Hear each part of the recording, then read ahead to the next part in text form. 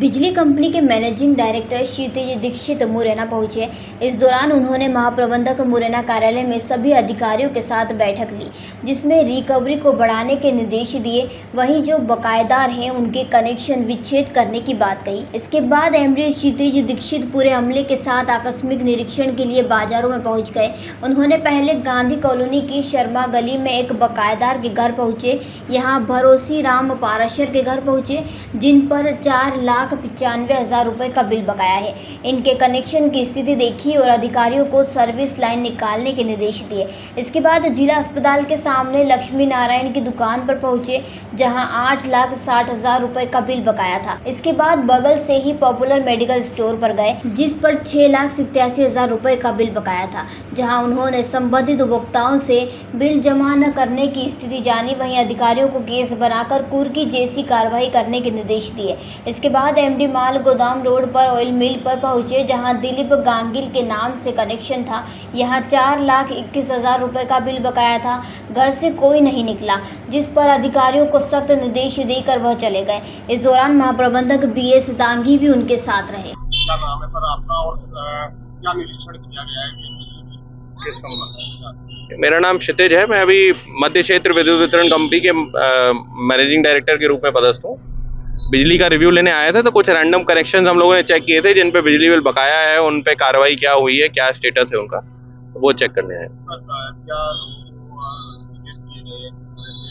भाई हमने अपने अधिकारियों को सभी को निर्देश ये दिया है कि बिजली की जो विद्युत वितरण की व्यवस्था है वो सुदृढ़ रहे, हम अच्छी सप्लाई दे पाएं, पर साथ ही जो लोग बिजली के बिल का पेमेंट नहीं कर रहे हैं या बिजली चोरी कर रहे हैं, उन पे नियमानुसार सख्त से सख्त कार्रवाई की जाए। सर, आज जो निरीक्षण हुआ है वो क्या पूरा मामला, कौन आए थे जिन्होंने निरीक्षण किया है और क्या निर्देश दिए गए हैं?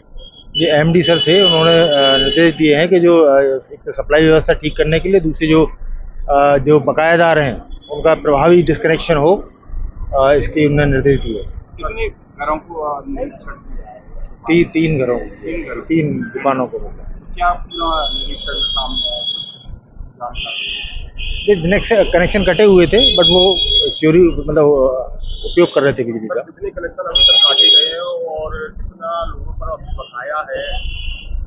देखिए, काटे गए हैं तो इस डाटा नहीं है मेरे पास अभी, क्योंकि ये डायनामिक डाटा है, बढ़ता रहता है। और किस तारीख से आप पूछ रहे हैं ये भी नहीं आपको मतलब क्वेश्चन बता रहे हैं। किस तरह से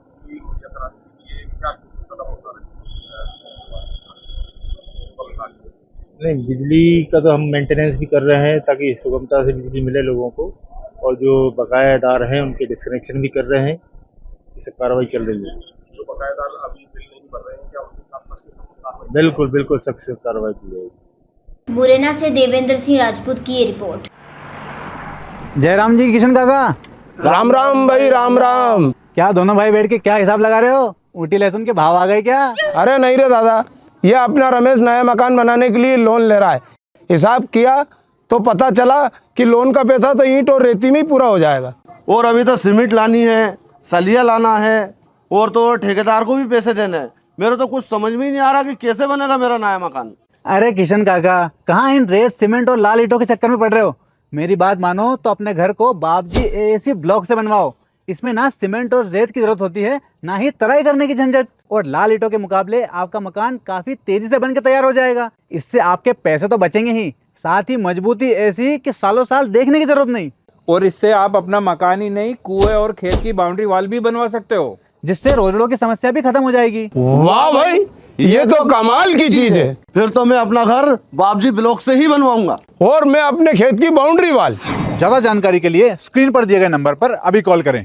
बाबजी AAC ब्लॉक्स, स्टील से मजबूती।